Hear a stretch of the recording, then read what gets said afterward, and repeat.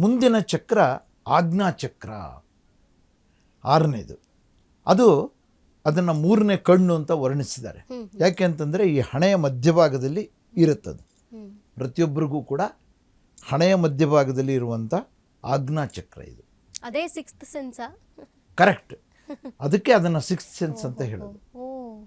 ನೋಡಿ, ಅದನ್ನು ಯಾವುದೋ ಕಾಲದಲ್ಲಿ ಇಂಗ್ಲೀಷ್ನ ಪದ ಯಾರು ಕಂಡುಹಿಡಿದ್ರೆ ಗೊತ್ತಿಲ್ಲ ನನಗೆ, ಸಿಕ್ಸ್ತ್ ಸೆನ್ಸ್ ಅಂದಿದ್ದಾರೆ. ಥರ್ಡ್ ಐ, ಸಿಕ್ಸ್ತ್ ಸೆನ್ಸ್ ಅಂತ ಕರೀತಾರಲ್ವಾ, ಮೂರನೇ ಕಣ್ಣು ಅಂತಲೂ ಅದನ್ನು ಕರೆದಿದ್ದಾರೆ. ಅದು ಆಜ್ಞಾಚಕ್ರ ಅಂತಂದರೆ ನಮ್ಮ ಮನಸ್ಸಿನಲ್ಲಿ ನಾವು ಯಾರಿಗೋ ಏನೋ ಒಂದು ಮಾತನ್ನು ಹೇಳಬೇಕು ಅಥವಾ ಒಂದು ಉಪದೇಶ ಕೊಡಬೇಕು.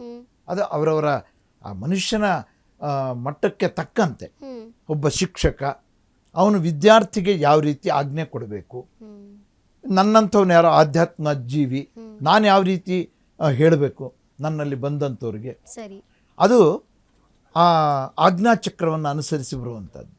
ಅದರ ತತ್ವ ಮನಸ್ಸು.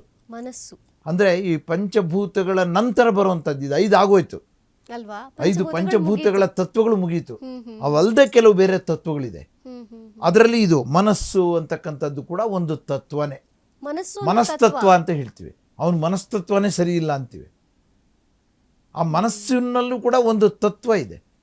ಇವು ಹೇಗೆ ಈ ಪಂಚಭೂತಗಳಿಗೆ ಒಂದೊಂದು ತತ್ವ ಇದೆಯೋ ಹಾಗೆ ನಮ್ಮೊಳಗಿರ್ತಕ್ಕಂಥ ಮನಸ್ಸು, ಶರೀರ, ಮನಸ್ಸು, ಬುದ್ಧಿ, ಆತ್ಮ, ಇವಿಷ್ಟು ನಮ್ಮಲ್ಲಿರ್ತಕ್ಕಂಥವು.